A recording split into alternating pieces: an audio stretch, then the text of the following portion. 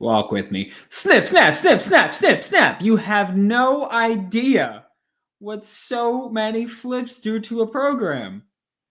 Well, we do. It boosts the Florida Gators recruiting class. Joseph Mbatchou, once again, you are a Florida Gator.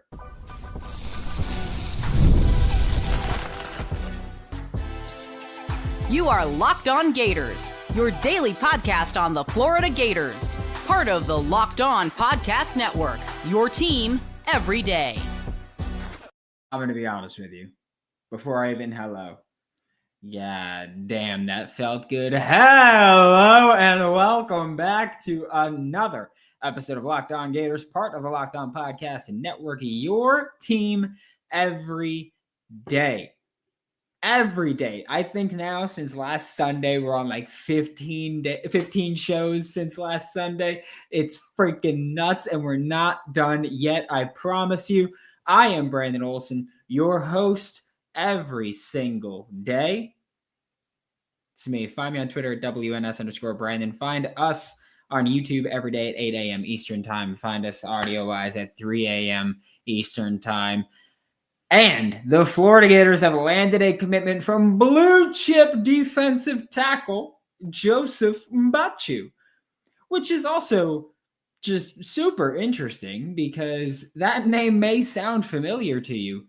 But the last time that we really spoke about Joseph Mbatchou, the last time that we really talked about Joseph Mbatchou, it wasn't led with 4-star blue chip defensive tackle, defensive lineman Joseph Mbatchou. No. Because the last time that we spoke about Joseph Mbatchou in depth was when he committed to Florida the first time.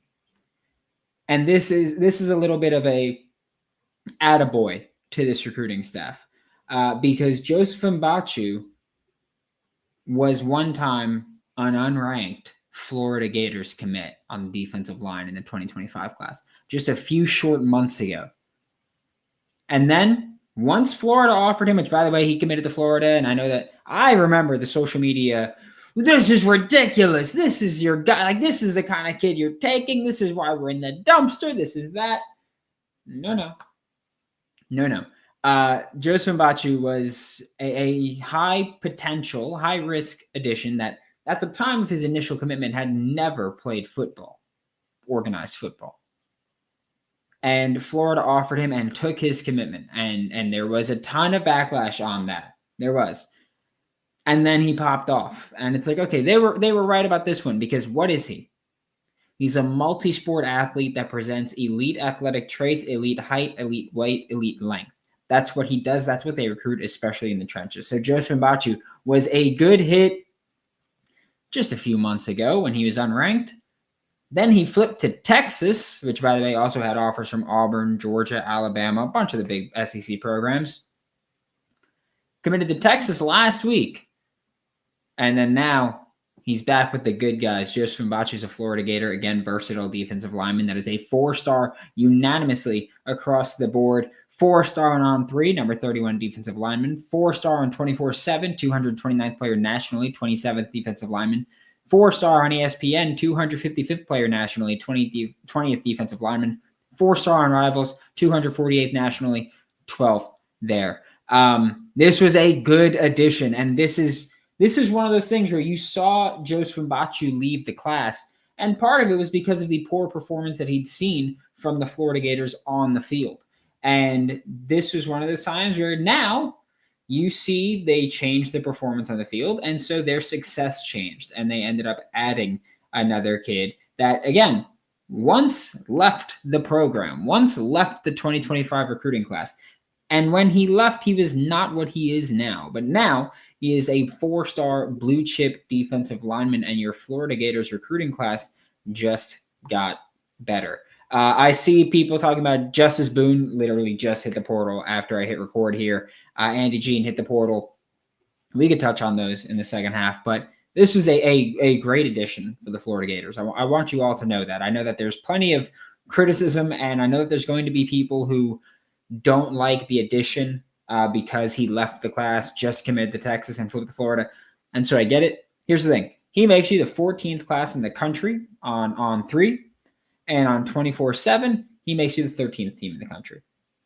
None of that matters with what I'm saying, because what I'm saying is that I don't think it's fair to fault or blame Joseph Mbatchou for leaving this class.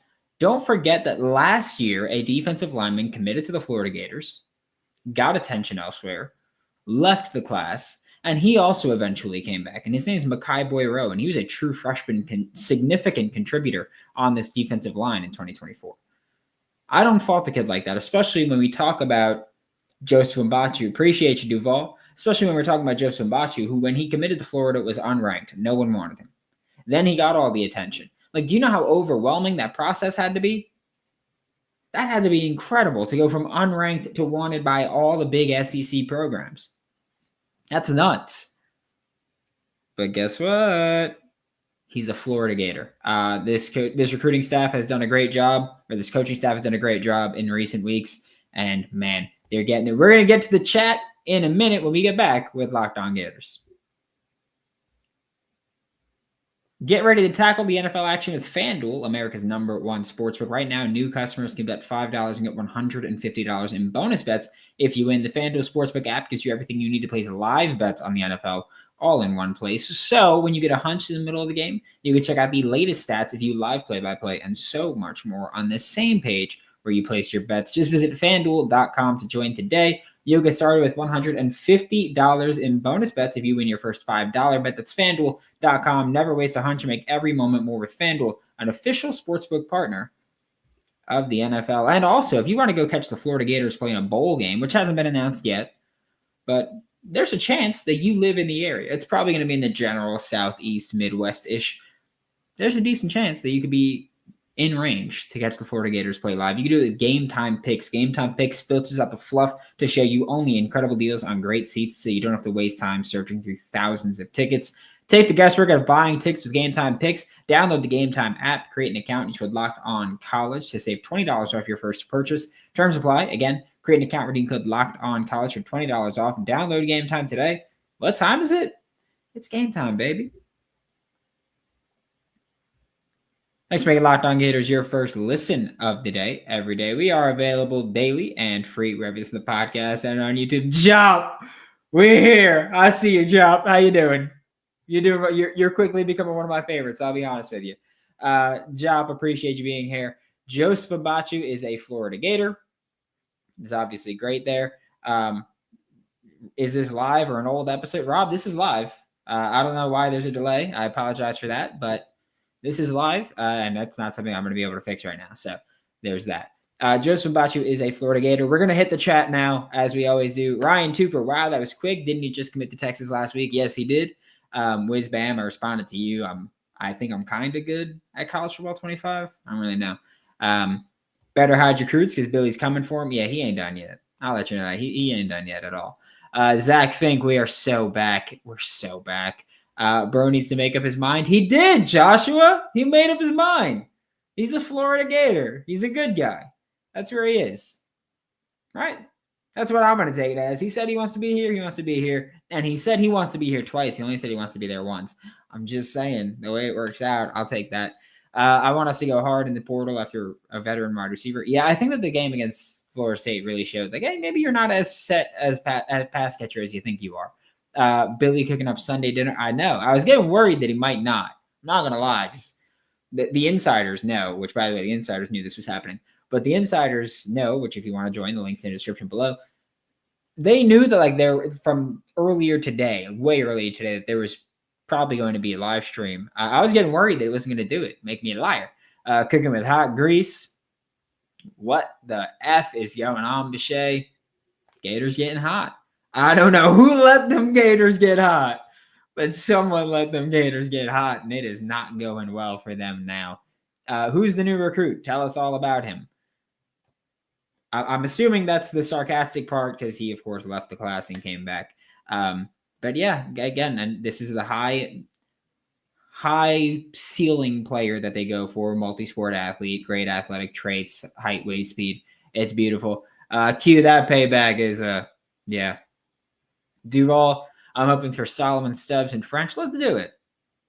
Let's do it. Billy got the golden spatula. Let's do it.